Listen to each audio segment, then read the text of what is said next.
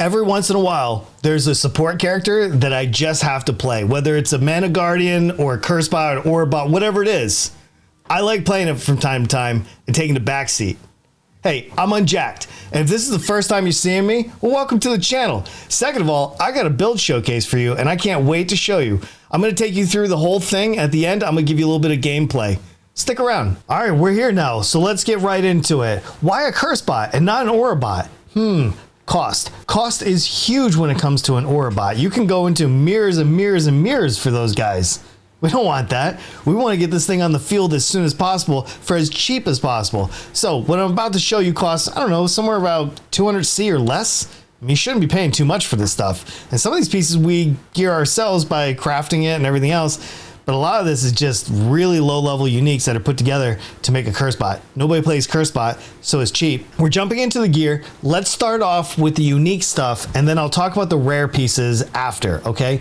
Starting us off is Ephemeral Edge. This is like big energy shield. We do lose a little bit of life, but this is pretty standard stuff, okay? So grab this, couple chaos, shouldn't be a big deal. Sliding into our armor piece, Shavron's Wrappings. This helps chaos damage not go through our energy shield. This is what keeps us alive, but allows us to reserve our life. So grab this, Corrupted's fine, we don't really care. We just want the best stats we can get, but we're just here because the chaos damage doesn't go through the shield. Plus we get a nice little bit of energy shield off it too. Moving on, we got the rings. These are pretty simple. They drop like all over the place. I drop a handful of these every time I play. Deodre's Damning Polar Ring. This just allows us to get another curse. ×2, both slots, we get some elemental res, get a little bit of intelligence, but we're really here for the additional curse. Then the Ami, your neck piece. This is going to be simple, but this is a choice that you can make. You can change your mind. You can do anything you want here. I wanted a little bit of chaos res, and I wanted a little bit more of the curse effect. So I grabbed this. I went ahead and anointed Champion of the Cause. I'm trying to get as much like mana and life reservation efficiency as I can get. All right, moving on from that, we have our gloves, Vixen's Entrapment, usually just a few chaos. Again, this just helps us put another curse on the field.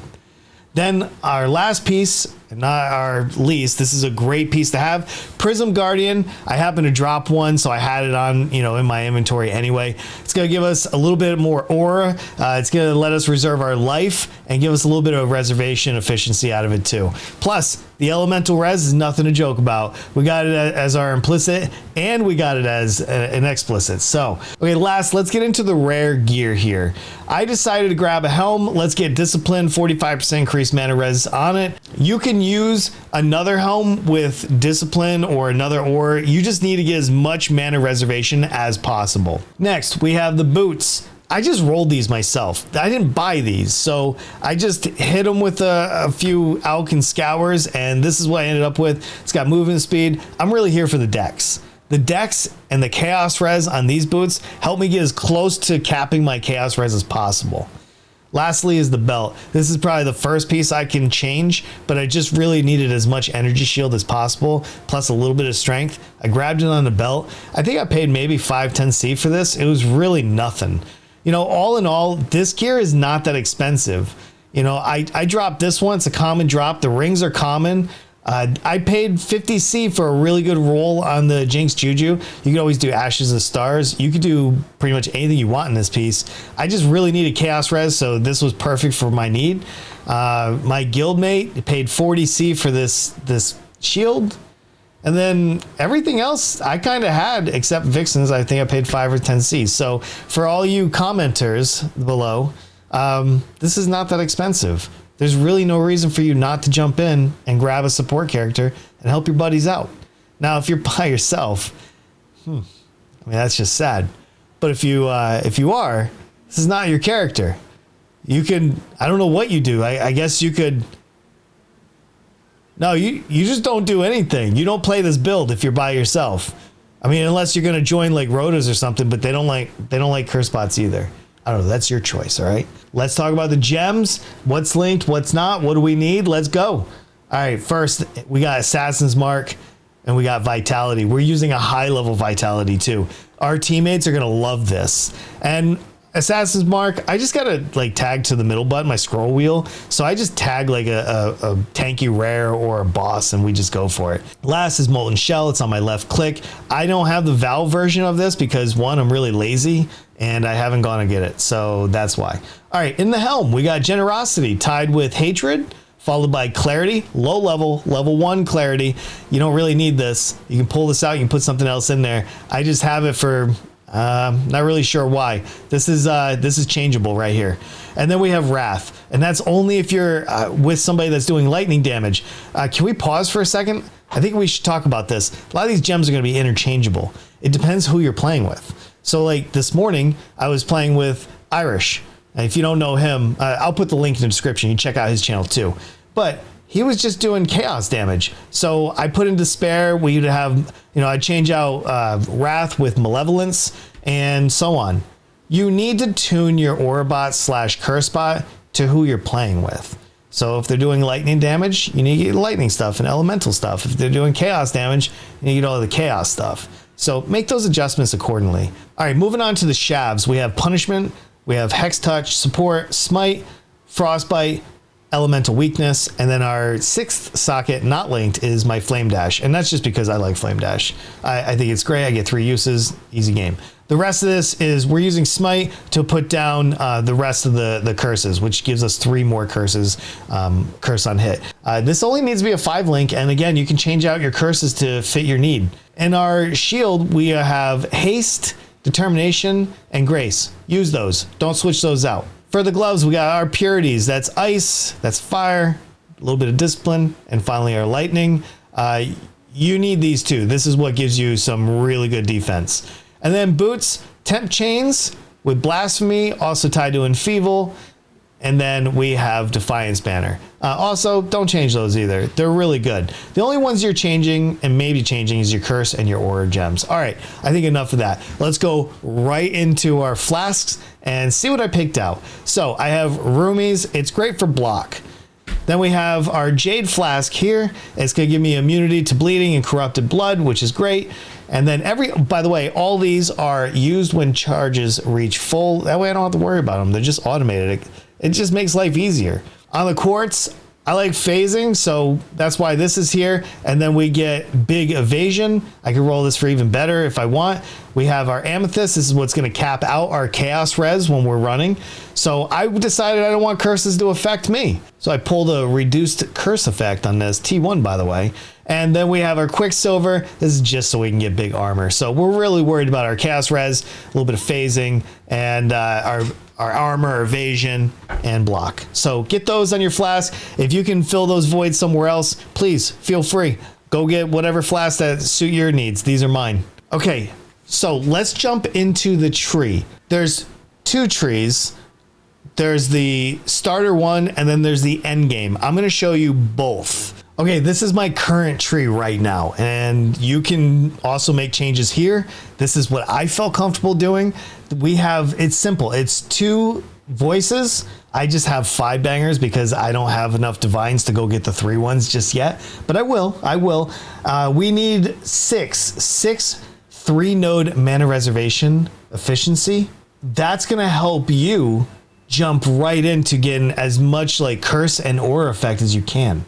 Okay, the tree itself is pretty standard. Over here, we got an energy from within. It's just gonna help us get more energy shield, of course. Our mana res, let me see, anything else that sticks out? We have a intuitive leap down here, save us a couple points. We need as much mana reservation as possible, so here we go. And then we have something that's very special. If you guys have learned anything about hunting your timeless jewels, I got this guy right here. This is a glorious vanity. And if you stick it in the spot, and you get Ohona, or whichever one you want. We don't care about what the keystone is, by the way, okay? We just want a glorious vanity. So this is gonna give me 2 commanding presence. That gives me 20% each for area of effect of aura skills, huge ring, and then 10% increased effect of non-curse auras from your skills. This is just great. It is a perfect roll too. So I take 1 here and I take 1 here. Hey, you want to know a secret with this number that I got, which you probably won't be able to get, but try to get something that's similar? I get a 3rd one if I have a few extra points at the end. Check this out. 3 commanding presence, for an Aurabot or a Cursebot, this jewel is huge. I paid 1 divine for it. Go out and check it out. Like I said, nobody's playing this, so these should be really cheap. This is the starter one. Pretty simple, straightforward. If you have any questions, you can always put it in the YouTube comments below. I'll try to get to it as best as I can. Okay, we have the end game here, so let's jump in and just see what the differences are. Pretty much everything on the main tree is the same. You could take a few points here and get some more area of effect for your aura skill down here and just fill in these 2 and then maybe use this for another jewel if you don't need to save the points. I need to save the points. I was only 95. But what we get to do is right here, we get to add our last 2 reservation efficiency 3 nodes. You might be tempted to go get one of the big notables and like get 80% mana res on like determination. Don't. It doesn't work. You need it like this. I've tried it in different combinations to see if I can put like pure guile or something else in there.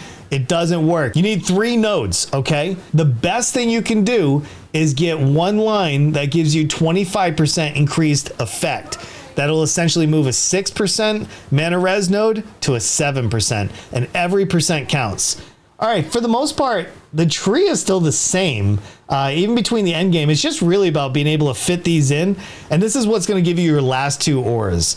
At 95, you won't be able to fit both of your auras in that are sitting in your helmet, so you can use those gem spots for something else in the meantime. While we're here, I'm going to jump right into the Ascendancies and talk about them. All right, we're taking Occultist, easy game. I mean, it is curses. Who else are you going to pick, right? I mean, I guess you could try the Scion, but that would probably suck. So don't do that. All right, we have 4 nodes. We're taking Malediction. We have Profane Bloom, and we have Withering Presence along with Void Beacon. Now, here's the thing. If you're leveling this up, take it in the order you need it. All right, I don't know if you want to level this. You probably want to just respec an Occultist or a Witch into this, and then that way you already have this done. So that's what I did. I suggest that get it in whatever order you feel like, but I would get Profane Bloom first, Malediction second, Void Beacon third, and Withering Presence with your Uber Lab. All right, there you go. Okay, everybody wants to know about the Pantheon. Just a little word of advice from somebody that's been playing for a while. You can just take whatever you need. Nobody needs to tell you what your Pantheon should be. Just read through them and figure out what's killing you and use that to stop. You should be changing your Pantheon depending on the content that you're trying to do. Do that, and that's going to help you get through the game. I am taking Soul of the Brine King, and then I'm taking Aberrath. It's pretty easy. I don't like burning ground, and I hate being frozen. And make sure you go get all of them. It's like 4 maps. Go run 4 maps, go get 4 Divine Vessels, and make it happen. It's easy. Let's go into the Bandits. Pretty simple. Just kill them all. I think the answer will always be kill them all. 2 more points is just way better, so do that. Let's talk about leveling. I kind of just alluded to it earlier when I was talking about the tree and the Ascendancy, but this should not be like a league starter build unless you have like a group of people that are dedicated to helping you level and stuff like that. We don't do any damage. I mean, if you stay there long enough and you get like Einhart on your side, like he might kill some things for you. But that's about it. So unless you're running bestiary every map, you're going to need somebody doing damage for you. Otherwise, this build is not going to help you at all. I want you to play this. If you have somebody to play along with and you want something to get cheap and fun and follow somebody around and just drop some loot, well, this is your character. This is it. Go and do some curses. Go do some more effects. And check out some gameplay from me and Irish playing together.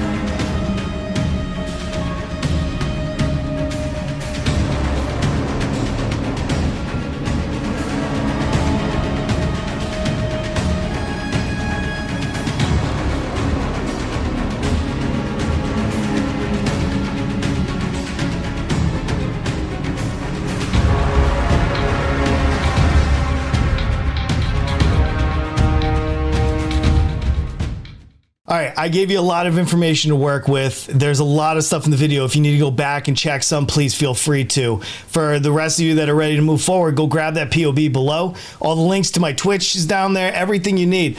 I really hope you enjoy this build. The whole point of like selecting builds I either find in like PoE Ninja that people delete their characters later or whatever. I like pulling weird stuff that we don't get to see videos on, play it, and then I'm just going to showcase it. Hey, just because they don't want to share the builds doesn't mean I won't. All right, I'll see you in the next one. Okay. I got to pee real quick. All right, listen. Go get all right. Jack. Yo.